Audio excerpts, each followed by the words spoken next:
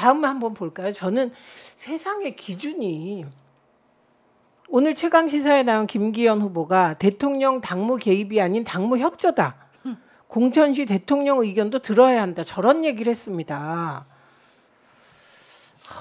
그러니까 저기 대통령을 검찰총장으로 알아.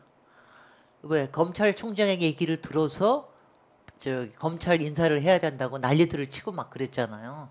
비슷하게 김기현도 이 명예 대통령을 검찰총장이 하는 말로 듣고 그거를 다 들어가지고 해야 된다. 하여튼 김기현은 기본적으로 개념이 없어.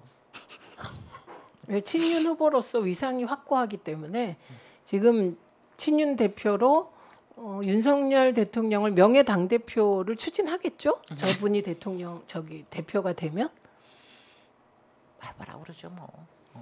누가 명예 당 대표인지는 이제 두고 봐야 될 일이지. 김기현이 명예 당 대표고 실제적으로 대표는 윤석열이다. 뭐 이런 얘기도 나오는데 한마디로 코미디죠. 네, 당무 개입과 당무 협조는 어떤 차이가 있습니까? 법률적으로도 차이가 있습니까? 저는 잘 몰라요. 당무 개입과 당무 협조가 정확히 무슨 말인지도 모르겠고 결과적으로 협조라는 말이 정권을 주겠다는 말처럼 저는 들려서 현실적으로 저는 저 말이 도대체 무슨 차이가 있는지 잘 모르겠습니다. 두 분이 아실 거 아니에요. 정당 생활하셨으니까. 대통령과 당대표가 협조하는 일은 있을 수 없어요. 네, 그 권력관계 속에서 저렇게 말을 하면 그냥 대통령이 정권을 휘두르게 됩니다. 그냥 자기가 하고 싶은 대로 한다는 뜻이잖아요. 네, 근데 네. 더 중요한 건 우리 대통령님은 이게 지금 대한민국의 정파를 다 떠나서 그냥 대한민국의 대통령으로 우리나라는 지금 이 시스템이 되어 있는 거 아니에요? 근데 대통령이 그냥 무조건 여당의 일원인 것 마냥 여당만을 대변하는 것이 마냥 대표하는 것이 마냥 지금 생각하고 있다는 것 자체가 저는 가장 문제라고 봐요. 이게 최소한 과거엔 레토릭으로라도 모든 국민의 대통령이 되겠다 했죠. 그런데 이미 윤석열 대통령은 주사파 민주당을 주사파 소굴로 물어붙인 바가 있고 그리고 야당은 어쨌든 적이잖아요 지금. 야당 대표는 악마화하고 있고 법적으로 만나지도 않고 만나자 그래도 그 안 만나는 이유가 그 범죄 혐의자랑 왜 만나냐. 그런데 나경원 범죄 혐의자가 아니고 피고예요 지금. 그런 사람을 위원장급 장관급 위원장에 뭐 기후 대사에 임명했던 거 아닙니까? 그러니까 앞뒤가 하나도 안 맞는 이런 상황이죠. 그래서 저는 김기현 대표는 저거보다는 지금 가해지고 있는 비리 의혹, 비리 혐의에 대해서 해명을 잘 못하고 있는 것으로 보여요. 네. 지금 땅. 울산의 KTX역 그것도 55클럽만큼이나 참 놀라운 숫자입니다. 네. 94년에 사서 약 30년이 지난 거긴 하지만 1,800배가 뛰었대요. 이거 너무하지 않아요? 1,800배가 뛰었다는 건데 그 이유가 뭐 당시에 땅을 살 수도 있는데 그때 땅을 살 때 그냥 아무 민간인이 아니라 당시에도 울산시에 고문 변호사를 하고 있었을 때였습니다. 그러니까 울산시에 관여가 됐을 때고 그다음에 KTX의 노선 변경 시에는 국회의원이었는지 울산시장이었는지 모르겠는데 당시에 영향을 미칠 수 있는 자리에 있으니까 어떻게 이 귀퉁이로 살짝 지나가던 노선이 갑자기 KTX 가운데로 딱 지나가는 노선으로 바꿨느냐. 이 부분에 대해서는 사실 만약 한다 그러면 대장동만큼이나 압수수색을 해서 해볼 필요가 있는 거지. 그러니까 의혹이 있는 거지. 저거는 저렇게 계획을 짜가지고 지금 이게 중간에 몇 번 바뀌었거든요. 네. 그 계획이 바뀌게 된 원인, 이유, 네. 그래서 어떻게 바뀌었는지, 그 당시 회의가 무슨 회의가 있었는지, 회의에서 반대한 사람이 있었는지 없었는지. 처음에 계획을 짰을 때는 이렇게 가는 게 훨씬 더 경제적으로 더 좋다. 그리고 뭐 여러 가지 측면에서 다른 사람에게 많은 이익이 돌아간다라는 것 때문에 그렇게 짰을 거잖아요. 근데 그다음부터 석연치 않은 이유를 계속해서 몇 번을 거쳐가지고 지금 뺑글뺑글 돌아가서 오히려 지금 현재 이것 때문에 벌어지는 그 마이너스 되는 돈이 많이 생겨날 가능성이 있잖아요. 그러면 그건 오로지 이분 지금 이 김기현 씨의 개인적인 이익을 위해서 뭔가가 자꾸 바뀌었을 가능성이 있는 거고 이거야말로 정확하게 뇌물입니다. 네, 그건 확인을 좀 해봐야 되거든요. 그래서 그런 걸 김기현이 말을 못하면 자료 공개, 이 정보 공개 청구를 해가지고 처음부터 지금까지 이게 어떤 식으로 바뀌어 왔는지에 대해서 설명을 해달라고 울산시에다 얘기를 해야 돼요. 아니 뿐만 아니라 네. 저는 민주당이 김기현 TF를 구성해야 된다고 생각합니다. 글쎄요. 예, 이거 왜냐하면 대표가 이재명 되고 대표 털듯이 털어야죠. 털어야죠. 그럼요. 거꾸로 이재명 대표가 이런 일이 있었다면 제가 조금 아까 네. 말을 잘못했는데 이건 뇌물이 아니라 이건 정확하게 배임이 될 수 있는 사안이죠. 이거는. 그래서 저는 그 이재명 대표 털듯이 검찰이 탈탈 털만한 사안이라고 보고 그러면 누군가 고발을 다시 해야 되지 않습니까? 그렇게 하려 그러면 그렇게 해야 되는 이유 중에 하나가 지금 김기현이 95% DC로 땅을 팔겠다고 그랬잖아. 예. 그리고 지금 살 작자도 놔뒀어요. 이준석 전 대표가 자기 사겠다고 그랬어요. 그거라도 해야지 우리는. 그러니까요.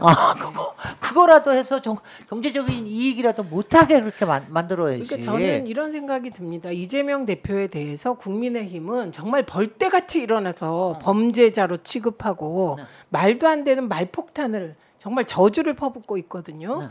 그런데 저는 김기현 후보의 저 정도의 혐의라면 그 민주당이 TF 구성해서 파야 된다고 생각합니다. 아니, 예. 요거는 조금만 기다려 줍시다. 당 대표가 되고 나서 하면 되니까. 아니 지금부터 해야죠. 아니, 그러니까 지금은 미리부터 해가지고 괜히 뭐 딴 사람 좋은 일 시켜줄 이유는 없는 것 같고.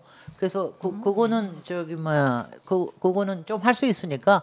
근데 민주당이 좀 근성을 가지고, 왜냐하면 지난번에 대선 와중에도 그 양이원영 위원이 이거에 대해서 집요하게 여러 번 문제 제기를 했던 적이 있는데 그게 끝까지 끈기 있게 가지는 못했거든요. 네. 그래서 그 부분을 좀 하고 이것도 고발 가고 그래야 된다고 생각을 합니다. 네, 그렇습니다. 지금 이 얘기가 뭐라고 나오냐면 황교안 후보가 땅 얘기에 대해서 거짓말하지 말아라 아니면 사퇴하라 이제 이렇게 말을 하면서 하니까 터무니가 없다 그러면서 민주당 정권 시절에 이걸 다 뒤졌다. 그리고 2018년에도 MBC가 고발을 해서 그게 또 한바탕 난리가 나가지고 민주당에서 또 해결을 받다. 그런데 아무것도 안 났다 이렇게 말했어요. 자 그러면 그 당시에 이거를 조사했던 민주당 사람이 있을 거 아닙니까? 그다음에 MBC 지역 MBC에서 이걸 했다는 거거든요. 그럼 그때 당시에 어떤 일이 벌어졌었는데 지금 현재 어떻게 되어가고 있는지 이거를 이쪽 MBC하고 이쪽 민주당에서 그때 조사했던 사람들이 나서서 말을 해주면 되잖아요. 왜 안 해줘요? 저 말이 모호한 거죠. 누가 했는지. 그래서 그건 민주당 쪽에서 해야 되는 거고 그리고 더 중요한 건 이재명 대표는 2018년에 문재인 정부 때 탈탈 안 털었습니까? 무혐의 나온 것도 다 재수사하고 있잖아요. 네. 경찰 차원에서 무혐의 된 거. 그리고 심지어는 대법원 선고에서 문제가 안 됐던 것까지 지금 다시 털고 그렇죠. 있잖아요. 그러니까 저런 논리가 하나도 설득력이 없어요. 네, 그래서 저는 이원영 의원이 이 대목에서 답을 해야죠. 예, 그 당시에 그럼요. 문제 제기를 했으니까 액션을 해야 됩니다. 예, 나서서 답을 하고 지금 민주당은 야당입니다. 예, 야당답게 선명하게 문제 제기를 해주시기 바랍니다. 그리고 그러니까 제가 이런 걸 볼 때마다 제가 정말 참 정말 씁쓸한 게, 그러니까 검찰이 건드리고 싶지 않은 사람들.